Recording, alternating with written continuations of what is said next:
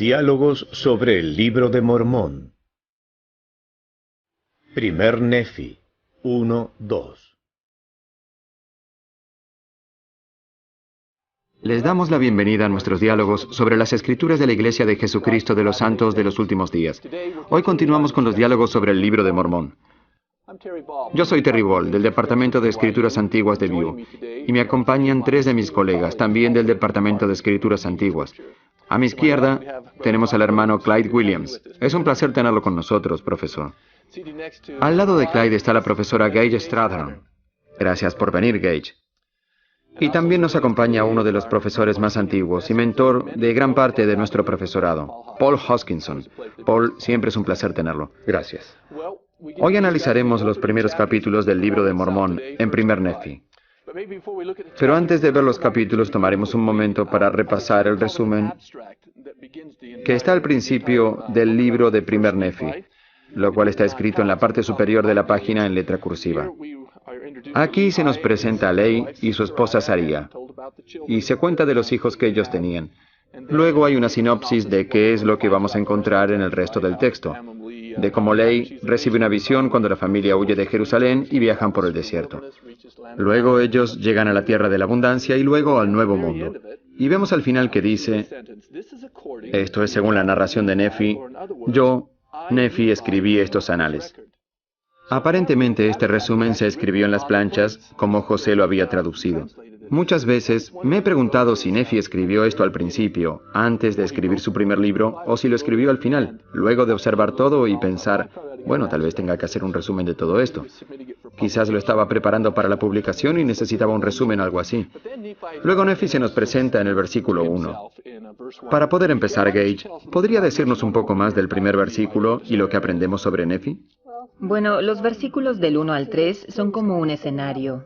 Es la introducción de Nefi donde explica qué lo califica para escribir su libro. Dice que nació de buenos padres, que tuvo instrucción en la ciencia de su padre, que conoció muchas aflicciones, pero que ha sido altamente favorecido por el Señor y que ha adquirido gran sabiduría de la bondad y los misterios de Dios.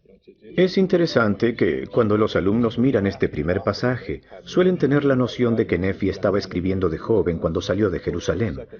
Y por supuesto, en 2 Nefi 5, versículos 30 y 31, aprendemos que escribe esto después de llegar a la tierra prometida unos 30 años después de salir. Y al leer este versículo vemos claramente que no son las palabras de un joven ni de un adolescente, sino las de un hombre maduro de mediana edad, que reflexiona con gran sabiduría. Y las cosas de las que él habla, e incluso la manera en que habla de sus padres, reflejan claramente esta sabiduría. ¿Y ha conocido muchas aflicciones al escribir esto? Sí, claro. Tal vez se hubiera sentido afligido como adolescente, pero se sintió así al escribirlo realmente. Y también dice que se sentía altamente favorecido, algo que un adolescente no pensaría. Nefi ha podido ver cómo el Señor trabaja con él y lo ayuda a pesar de experimentar dichas aflicciones. Entonces esas aflicciones le hicieron ser lo que era, o al menos es lo que entiendo, ¿verdad? Luego nos habla del idioma en que escribe los anales. Paul, usted es nuestro lingüista, ¿qué nos puede decir al respecto? Bien, el idioma en los tiempos de Ley, por supuesto, debió ser el hebreo. Algunos lo llaman hebreo antiguo, y hay evidencia de que hubo una escuela de escritura que estableció algunas normas acerca de cómo escribir el idioma, cómo hablarlo. ¿En Jerusalén? En todo el reino de Judea. Muy bien. Por lo menos desde el siglo IX hasta el exilio babilónico.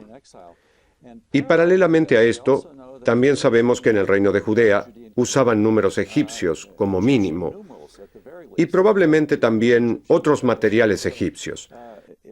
Entonces es muy interesante que Nefi haga esta declaración sobre la ciencia de los judíos y el idioma de los egipcios. Es precisamente lo que encontramos en los registros de esos días. Entonces no fue una innovación única para el Libro de Mormón. No. Pero más tarde leemos en Mormón capítulo 9 que si sus planchas hubieran sido más grandes, las habrían escrito en hebreo. Sí. Pero decidieron escribirlas en egipcio porque evidentemente era más conciso. Es un comentario interesante porque sabemos que el hebreo es una lengua muy concisa. Lo es. El egipcio tuvo que haber sido mucho más conciso al escribirse. Sí. Supongo que es correcto decir que en el Libro de Mormón, en la versión inglesa, encontramos 3 clases de lenguaje. Tenemos el inglés de los años 1820 o 30 que José Smith habría hablado, Y luego tenemos el inglés del rey Santiago, particularmente cuando José encuentra los pasajes y enseñanzas que citan las escrituras con las cuales creció.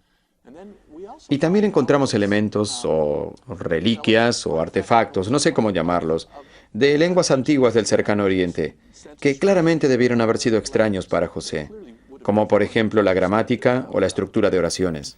El "y aconteció" es importante aquí, pues encontramos que aparece todo el tiempo en el Libro de Mormón. Realmente es una manera hebrea de introducir una oración o frase. No usan la puntuación como para decir final de oración y comienzo de una nueva. Ese baja ya es un signo al lector de que comienza una nueva idea. Así que lo que es repetitivo para nosotros en realidad es una indicación de una lengua hebrea antigua. Y no son dos palabras como en español, o quizás más en otras lenguas. En hebreo son 4 letras que expresan la misma cosa. Así que debió ser muy fácil poner "y sucedió". Y eso es todo. Además, hay otras cosas en el texto que para mí indican que es una traducción de un texto antiguo. Hay frases y hay una manera de poner las cosas que no son las mismas en español o inglés. Esta es la traducción de un documento antiguo, sin duda. Creo que el término erudito, que se suele usar para estas reliquias de la lengua antigua del cercano oriente, es hebraísmo, y quizás conforme avancemos en el texto, si ve alguno que le interesa, sería bueno señalarlo y podríamos compartirlo. Luego de hablar acerca del idioma en el versículo 4, ahora leemos del lugar donde él está como parte del escenario histórico. Es donde él recoge el registro de su padre que está resumiendo en el versículo 4, porque los versículos 1, 2 y 3 son solo la introducción del registro de su padre. Ahora tomamos el registro histórico de su padre en el versículo 4. Y se verá el compendio de su padre hasta el capítulo 8, ¿verdad? Claro que sí. Y luego escribe su propio compendio. Luego empieza su propia historia, escribiendo en el capítulo 8 de nuevo. Entonces, ¿qué ocurre en el mundo cuando comienza este registro? El versículo 4 nos dice que estamos en el primer año de reinado de Sedequías. Históricamente sabemos que estos fueron tiempos turbulentos tanto en Jerusalén como en toda la región. Vemos la caída del imperio asirio que había causado tanta destrucción entre los israelitas del norte, pero en ese proceso de decadencia, Egipto es como una fuerza que intenta reafirmarse, a pesar de que había perdido ya mucho poder también. Pero también vemos el levantamiento del imperio babilónico. Justo antes de este tiempo tenemos a los asirios y egipcios enfrentándose en la batalla de Carquemish, aproximadamente en el año 605 a.C., y desde ese momento Asiria cesa de ser un poder mundial y Babilonia toma el control. Encontraremos que también controlan Jerusalén, y esto causará algo de destrucción. A pesar de que el reino del sur pudo haber evitado algunas de las pruebas del reino del norte, vemos que Josías es el rey e intenta empezar una nueva reforma religiosa, pero lo matan. Y luego, en el período de 605 a 597, tenemos 5 reyes que gobiernan en Jerusalén. Solo el último de estos es Sedequías, que es hijo de Josías. Pero Babilonia tendrá una creciente influencia en Jerusalén. Vamos a ver algunas deportaciones, como cuando Daniel y Ezequiel van a salir hacia Babilonia, pero también es un tiempo en el que el Señor dice, estas cosas suceden porque ustedes no recuerdan sus convenios. Por eso el Señor mandará muchos profetas. Tendremos a Jeremías, Abdías, Abacú y Lei. Él es uno de los tantos profetas en Jerusalén en estos tiempos. O sea, había muchos profetas. Es una buena lista la que tiene. Es posible que incluso hayan conocido a Ezequiel o Daniel antes de que se los llevaran. Y la primera deportación, o sea, en el momento en que se escribe esto, está correcto decir que Judá ya es un estado vasallo del imperio babilónico, ¿verdad? Sí. Sedequías fue elegido y puesto en el trono porque supuestamente prometió ser un vasallo leal, promesa que no mantuvo por mucho tiempo. Permaneció como vasallo leal de Babilonia por menos de 10 años, pero aún existía una gran influencia egipcia en el reino judío, y con el tiempo Sedequías cedió y siguió esa influencia. Pero en la apertura del libro de Mormón, donde Lei tiene la visión en el primer año del reinado de Sedequías, ponen en el trono a Sedequías en lugar de su sobrino, quien había sido tomado prisionero en Babilonia y estaba vivo. El linaje de Cristo tiene que venir a través del sobrino de Sedequías. Y es en el primer año del reinado de Sedequías, cuando Lei y su familia dejan Jerusalén, como leemos en la introducción a Tercer Nefi. Así que en el plazo de un año, él recibe la visión y dejan Jerusalén y salen de allí. Lo que es interesante para mí es que aprendemos cómo se convierte Lehi en profeta. Es porque está escuchando a los profetas. Eso es lo fundamental. Lehi escucha a un profeta y eso lo impulsa en el versículo 5 a ir y orar acerca de lo que escuchó y claramente lo cree. El Espíritu le atestigua de la verdad y también Lehi tiene una visión y es lo que le impulsa a preguntar al Señor y a ver estas cosas de las que hablamos aquí, como cuando tiene la visión y ve a Dios y a Jesucristo. También en otra visión, él recibe un libro y lo lee, y se llena del Espíritu y ve la destrucción de Jerusalén. Luego, en el versículo 15, su espíritu se regocija no por la destrucción, sino porque él también ha mostrado a los que escucharán a los profetas que no tendrán que sufrir, no tendrán que ser destruidos. Y vemos que su motivación para ir y predicar no solo es que esta gente va a ser destruida y yo les voy a advertir, sino que es, quiero que se salven, que puedan escapar de esto. Esa es su motivación, a pesar de que no es bien recibido, como sabemos. Cada vez que miro la manera en que la gente respondió a la advertencia de Lehi acerca de la inminente destrucción, me pregunto por qué intentaron matarlo por eso. Es decir, si estoy en el supermercado y veo cosas en una revista de chismes y fantasías, las descartaría como ideas raras. Sin embargo, no tengo ese deseo de salir y dañar físicamente a las personas que publican esas cosas. Pero hay algo en lo que Lehi dice que realmente molesta a las personas, pues supongo que políticamente eran tiempos peligrosos también. Creo que hay dos factores aquí. Hay un factor político y también uno religioso. Tanto Jeremías como Lehi advierten que no vayan en contra de Babilonia porque perderán. Y algunas personas ven esto como no ser patriota, como no apoyar al reino y no ser un buen ciudadano del país. Pienso que por esa razón hay muchas personas a quienes no les gusta ni Lehi ni Jeremías, como lo leemos en el libro de Jeremías. Además es porque él realmente testifica del Salvador y de su papel redentor en el mundo. Parece que hay algunas personas a quienes tampoco les gusta eso. Lehi dice más sobre esto que Jeremías y es muy interesante. Mientras que José Smith traducía esto, me pregunto cómo se habría sentido. Tal vez se haya identificado con Lehi. Él tuvo una gloriosa visión y vio al Padre y al Hijo. Se le ha dado un mensaje para declarar, y con el tiempo obtendrá un libro como Lehi obtuvo, y lo compartirá, y experimentará el rechazo que Lehi experimentó. Hay gente que quiere dañarlo por compartir lo que aprendió. Me pregunto si encontró algún consuelo en saber que era alma gemela de Lehi. Esto encaja muy bien con lo que dice Amós, porque no hará nada Jehová el Señor sin que revele su secreto a sus siervos los profetas. La palabra hebraica para secretos es sod, que significa concilio. Y veo aquí en esta visión de Lehi que tenemos un concilio celestial, sentados en juicio sobre Jerusalén, y pienso que el libro aquí está diciendo que este es el juicio que vendrá sobre ellos. Pero Dios no promulgará el juicio hasta que le haya dado tiempo a la gente para arrepentirse. Él siempre enviará profetas para llamarlos al arrepentimiento y evitar ese juicio. Lehi es uno de estos grandes profetas que deseaba que la gente vea lo que puede pasar si vuelven a su convenio y entiendan lo que Cristo hará y la liberación que pueden experimentar.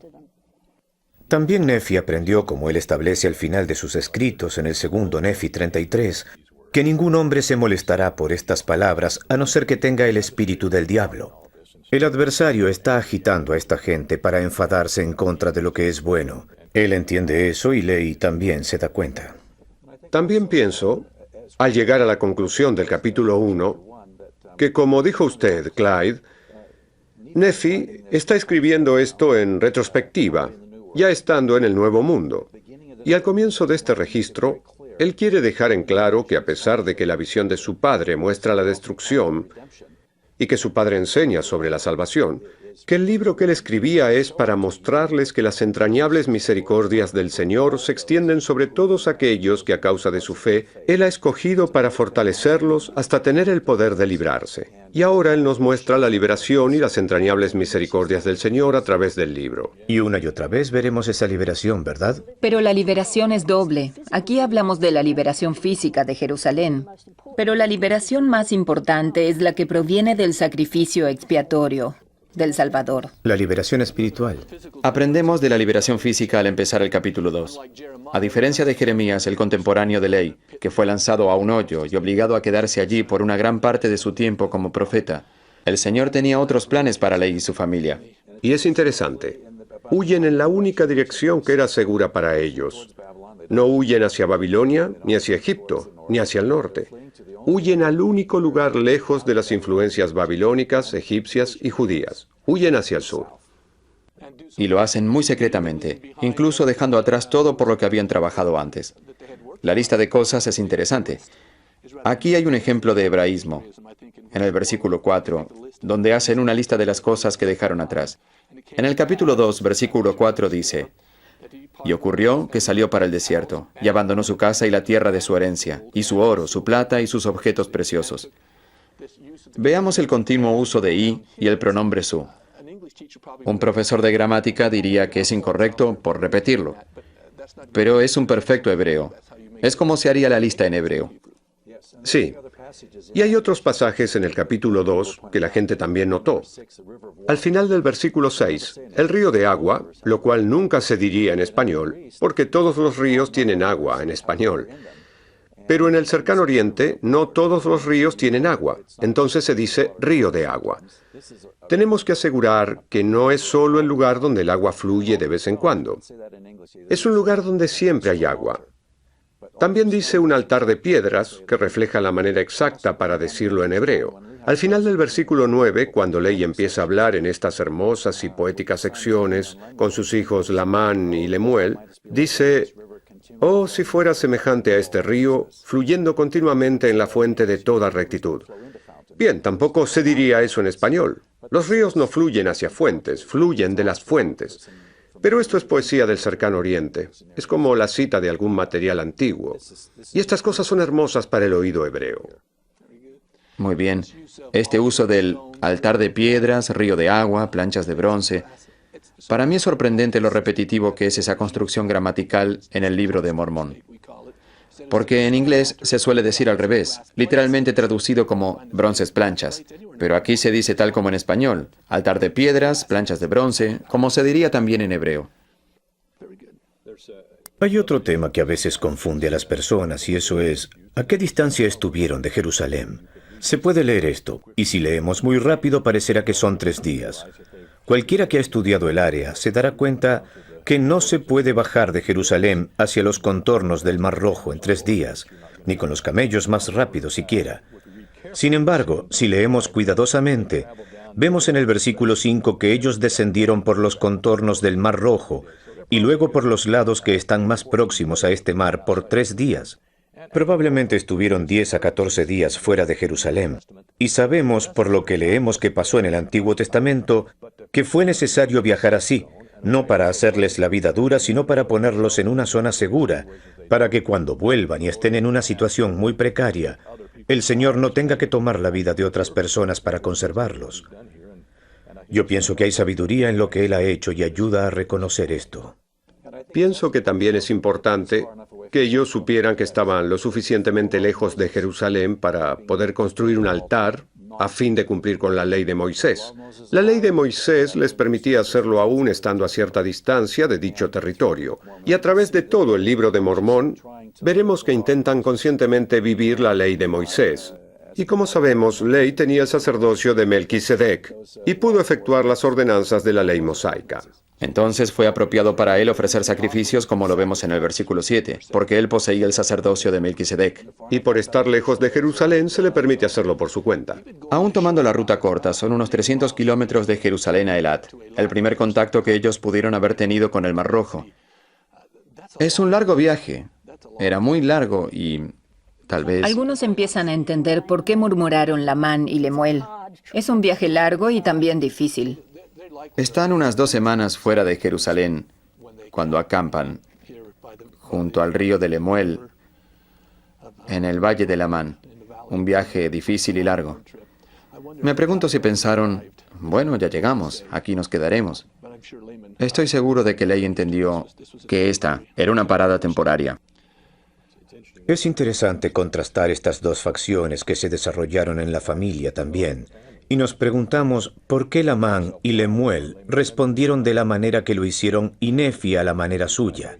Y vemos en el versículo 12 por lo menos dos cosas. Aparte de sus murmuraciones, no entendían la manera de proceder de Dios. Es lo mismo para muchos en el mundo en estos días. No entienden la naturaleza y el proceder de Dios, y cuando ocurren cosas que no pueden explicar, se preguntan si hay un Dios. Ponen en duda lo que Lehi hace, y no creen que la ciudad de Jerusalén pueda ser destruida. Y esto los guiará lamentablemente a una vida de incredulidad sin fe. Y aunque más tarde vemos que Nefi les pregunta si han consultado al Señor, ellos nunca lo hicieron y Nefi sí lo hizo. En este pasaje, una de las cosas más importantes para mí es cuando me pregunto, ¿qué puedo aprender de Nefi? Ahora bien, sabemos que se convierte en uno de los más grandes profetas, pero él no fue un profeta toda su vida. Él fue un joven también, a pesar de que escribe esto más tarde. En el tiempo en que esto sucede, tal vez él no tiene idea en lo que se convertirá. Así es. Cuando tenemos esto, pienso que está muy claro que a Lamán y Lemuel se les hace bastante difícil dejar Jerusalén. No tienen idea el por qué está pasando esto, no pueden entender por qué su padre hace eso. Luego, como contraste, tenemos en el versículo 16, y me encanta este versículo por lo que me enseña de Nefi. Y sucedió que yo, Nefi, siendo muy joven todavía, aunque grande de estatura, teniendo grandes deseos de conocer los misterios de Dios, me pregunto, si estuviera en los zapatos de Nefi, ¿cuál sería el más grande misterio para mí en este momento? Y pienso como Lamán y Lemuel, ¿por qué nuestro padre está haciendo esto? ¿Por qué estamos aquí? Pero él reaccionará a esto de una manera diferente que Lamán y Lemuel, porque él dice, clamé por tanto al Señor. Lamán y Lemuel murmuran, pero vemos que Nefi se inclina y clama al Señor. Y he aquí que él me visitó y enterneció mi corazón, de modo que creí todas las palabras que mi padre había hablado. Así que no me rebelé en contra de él como lo habían hecho mis hermanos. Esto me sugiere que a él también le dio un poco de enojo, porque él volvió hacia el Señor y el Señor fue capaz de ablandar su corazón. Eso marcó la diferencia, fue el evento clave que cambia la vida de Nefi. Esto es lo que lo lleva a un camino diferente al de sus hermanos. Cualquier gran desafío puede ser resuelto de esa manera. Uno puede murmurar o puede preguntar al Señor. Y es lo que le prepara para lo que ocurre en el capítulo 3 con la famosa cita de cuando ellos regresan por las planchas. El ablandamiento de su corazón al volverse al Señor será muy importante en el resto del libro. Es un dilema interesante el final del versículo 12, donde se menciona que Lamán y Lemuel están murmurando. Dice, murmuraban, porque no conocían la manera de proceder de Dios. Bueno, la razón por la que no conocían la manera de proceder de Dios es porque ellos estaban murmurando. Entonces, no conocemos a Dios porque murmuramos, y murmuramos porque no conocemos a Dios. En algún momento el ciclo se tiene que romper, y se podría haber roto si hubieran seguido el ejemplo de Nefi. Un comentario sobre Lamán y Lemuel. Algunos piensan que eran unos tontos brutos que no sabían nada. Yo no pienso así. Pienso que fueron tan instruidos como lo fue Nefi en la lengua y en la historia. Ellos sabían que Jerusalén tenía problemas en el año 701 a.C. con los asirios. De hecho, en el año 701, cuando los asirios intentaron capturar Jerusalén, Isaías dijo que no serían capturados. Pienso que Lamán y Lemuel conocían las profecías de Isaías sobre Jerusalén. Y también en el año 604, cuando Nabucodonosor viene por primera vez, no molesta a Jerusalén. Y en 597, cuando Sedequías es puesto en el trono, no captura la ciudad. Por lo tanto, ellos conocen su historia, saben que Jerusalén nunca había sido capturada y piensan que Jerusalén es un pueblo justo. Entonces, ¿piensa que ellos supusieron que la promesa de Isaías en 701 se prolongaba a 600, que Jerusalén no sería capturada? Ellos eran la gente del convenio y Dios estaría con ellos. Dios protegería a Jerusalén por el bien de su nombre, dice Isaías. No dudo que Lamán y Lemuel conocían sus escrituras en ese momento. El problema fue que ellos no creían en el profeta viviente, creían en el profeta muerto. Porque el profeta viviente decía que Jerusalén caería, especialmente si ellos se aliaban con los egipcios en lugar de aliarse con los babilonios. Bueno, es una historia de familia también. Vemos este patrón en todas las familias, o por lo menos el potencial de tener nuestro Lamán y Lemuel, y también tenemos nuestros Sams, que son buenos seguidores, y nuestros Nefis. Y se puede ver el final de los que se rebelan o murmuran y no preguntan al Señor. Esto es lo mismo en cualquier familia. Si se está viajando por el desierto o si se está en Salt Lake City, Pienso que hay mucha aplicación para nosotros también en nuestras familias, el ver que esto pueda ser tanto una advertencia como un consejo. Entonces Gage, luego de enseñar estos 2 primeros capítulos a sus alumnos en su clase del Libro de Mormón, ¿qué diferencia espera que esto marque en la vida de ellos? Me parece que hay 2 cosas que Nephi está tratando de establecer para el resto del Libro de Mormón. En el capítulo 1 tenemos las entrañables misericordias de Dios que vendrán sobre nosotros y seremos librados física y espiritualmente, con un énfasis en lo espiritual. En el capítulo 2, pienso que la lección importante aquí es que el Señor le dice a Nephi 2 veces, una vez que ablandara su corazón y que se volviera al Señor, le dice que si cumples mis mandamientos, prosperarás.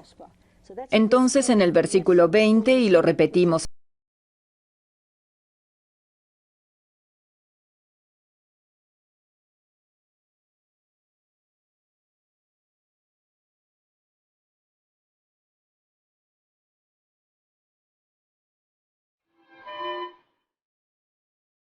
Diálogos sobre el Libro de Mormón.